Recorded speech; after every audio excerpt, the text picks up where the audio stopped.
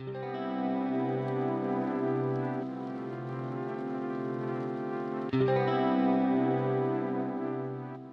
there, friends. It's dark and cold this time of year, but today the sun is out, so we're gonna hitch up our teardrop trailer and take Zorra snow camping.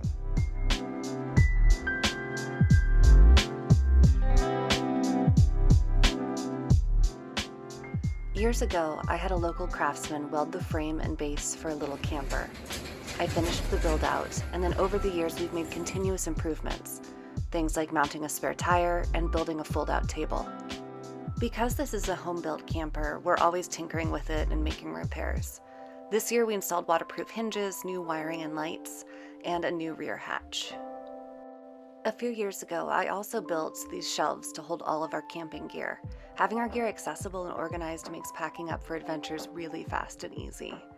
Since we'll be sleeping in our trailer, all we need to bring is some kitchen gear, a couple of camp chairs and blankets, and firewood.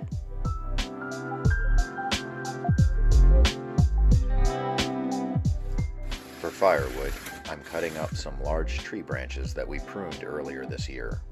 Normally, we'd collect firewood from wherever we end up camping, but since we know we're headed into the snow tonight, we wanted to have some dry, pre-cut starter logs with us to make things a little easier. While Ty cuts up firewood, I'm prepping our camp dinner. We're planning to cook part of our dinner over the campfire, so I'm making 2 foil packets that will go directly on the coals. The first packet is chopped kale, minced garlic, and olive oil.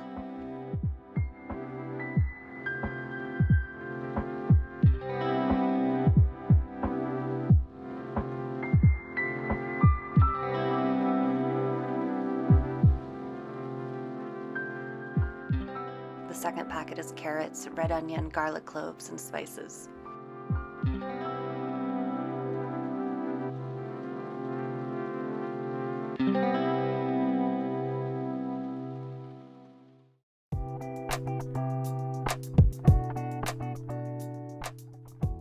I wrap each of these packets in 3 layers of regular aluminum foil and seal them.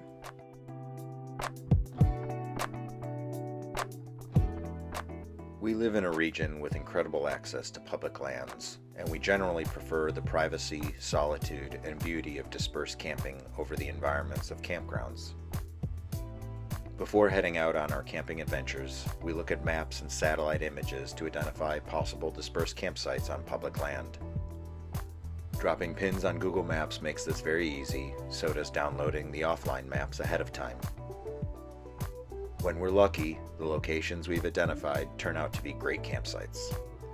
Sometimes, though, it takes a while to find a suitable place to camp, but that's part of the adventure.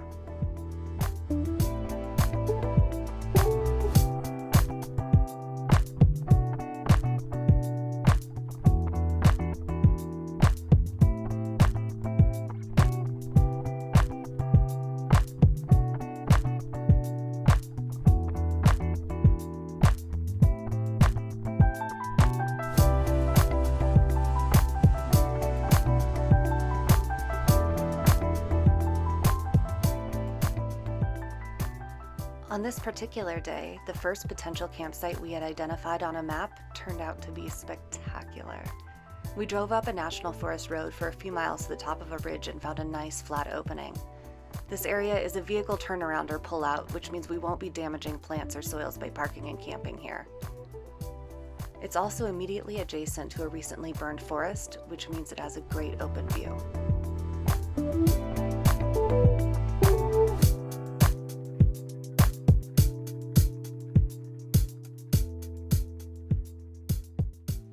We got to camp shortly before sunset, which meant we needed to build a fire right away so we could stay warm once the sun went down.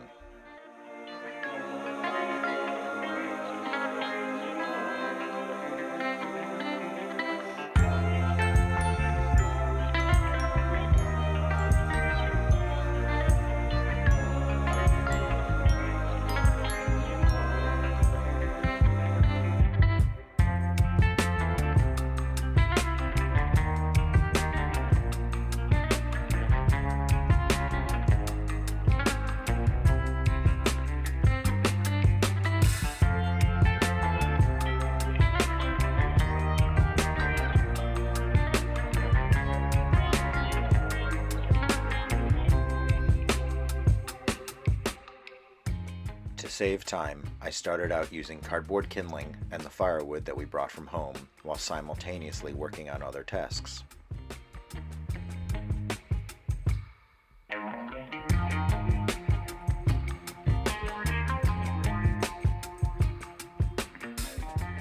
But the wood wasn't dry or small enough to catch on its own, so it needed our immediate attention and more deliberate fire building techniques.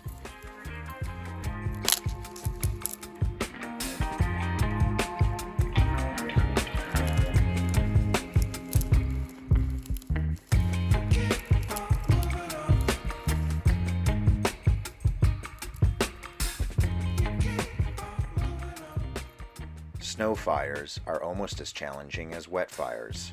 The key to any good damp fire is to build a large pile of hot coals, which then dries out the wet wood before burning it. We begin with gathering piles of tiny sticks and twigs, breaking them down to maximize their surface area. We continue to add more twigs while giving the fire plenty of oxygen.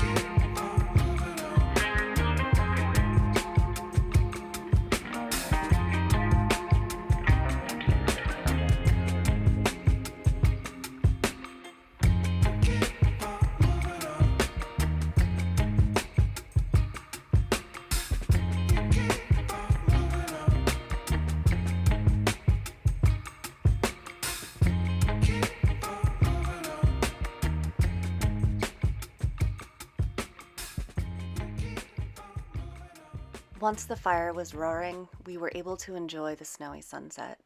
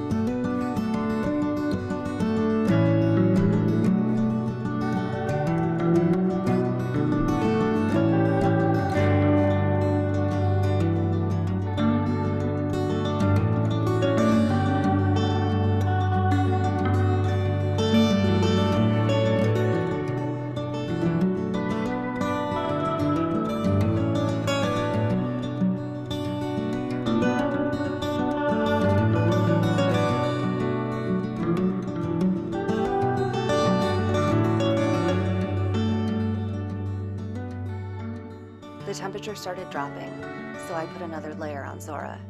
This is just an old down vest that I modified to fit Zorra.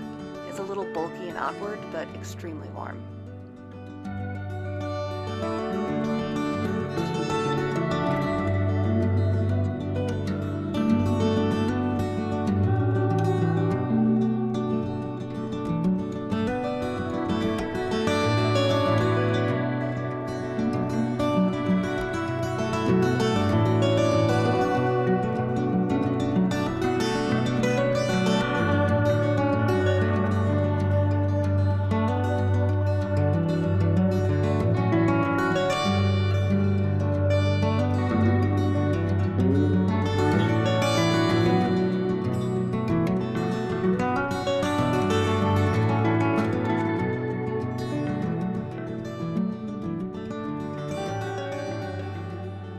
Zorra always works up a big appetite after snow zoomies, and she started making it clear that she was ready for dinner.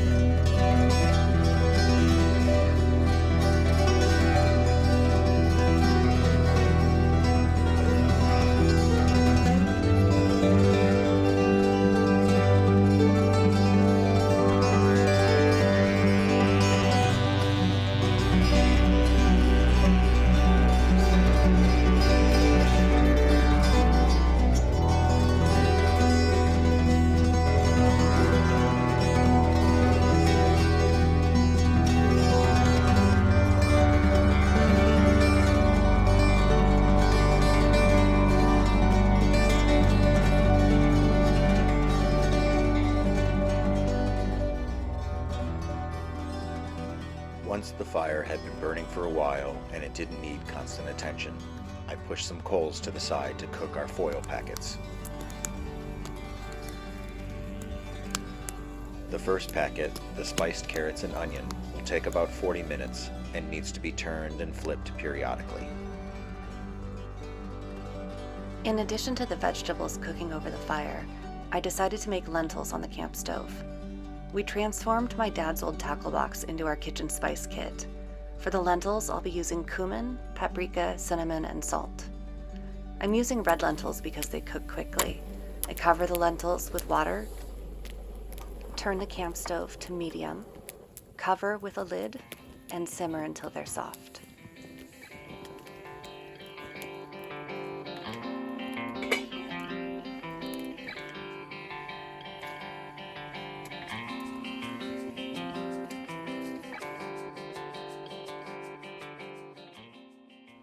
Meanwhile, we add the foil packet with the garlic kale and bread wrapped in foil to the coals.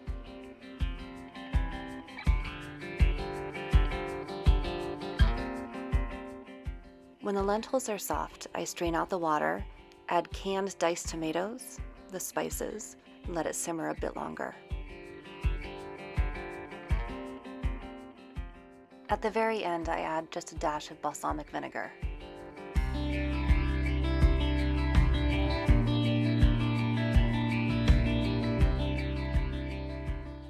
Spoon the lentils into bowls.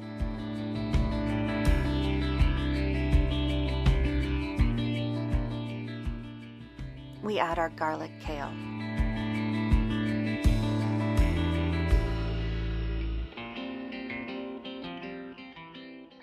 And then add our spiced carrots and onions.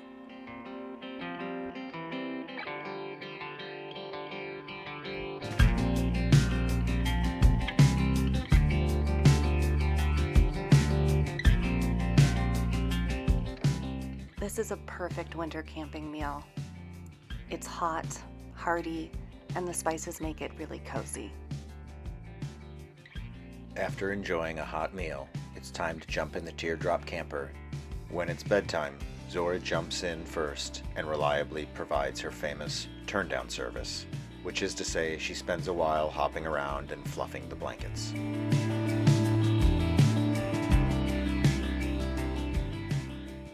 Once we climb into bed with Zorra, she stretches out and happily takes up the majority of the space.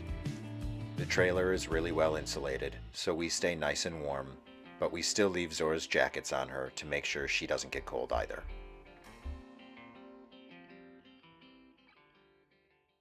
When we wake up in the morning and open the door from the camper, Zorra leaps out and immediately goes into snow zoomies.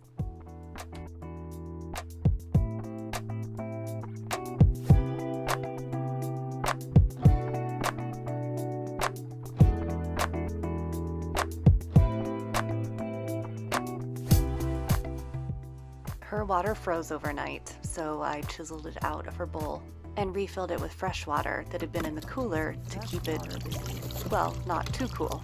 We didn't want it to freeze.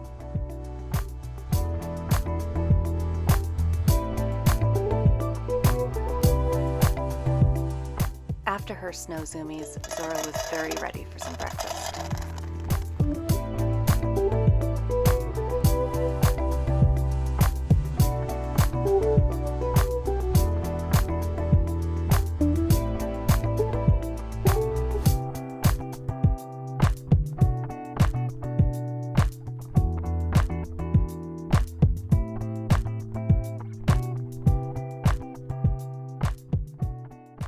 And then for dessert, Zorra found sticks.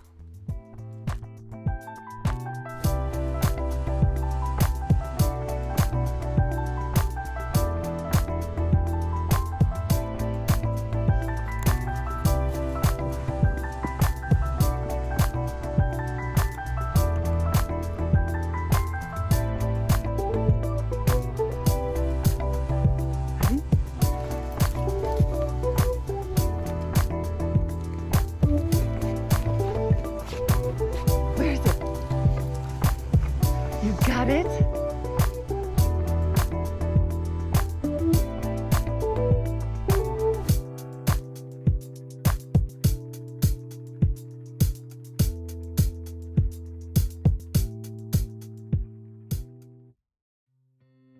It was still really cold out, and so we decided to pack up quickly and head down slope to a place by the river that wouldn't be quite as cold, where we could make some coffee.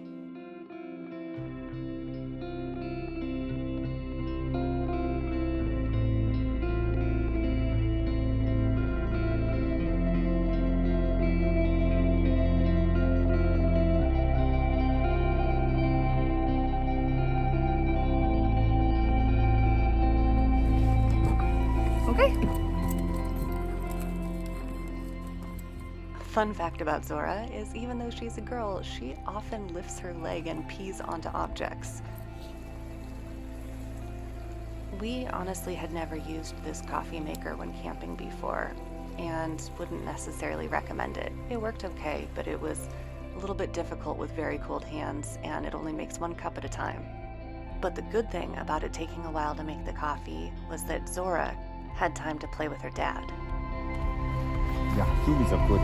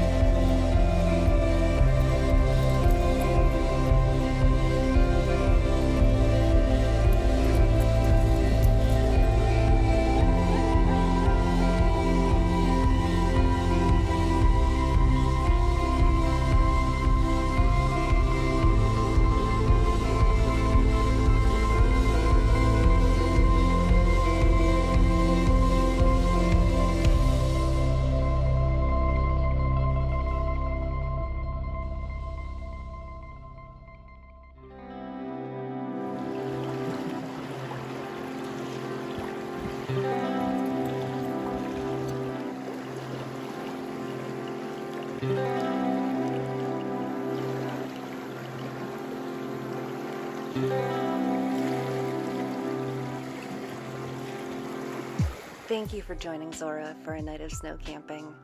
We hope you'll subscribe so you can follow along on each of our adventures. See you on the next adventure.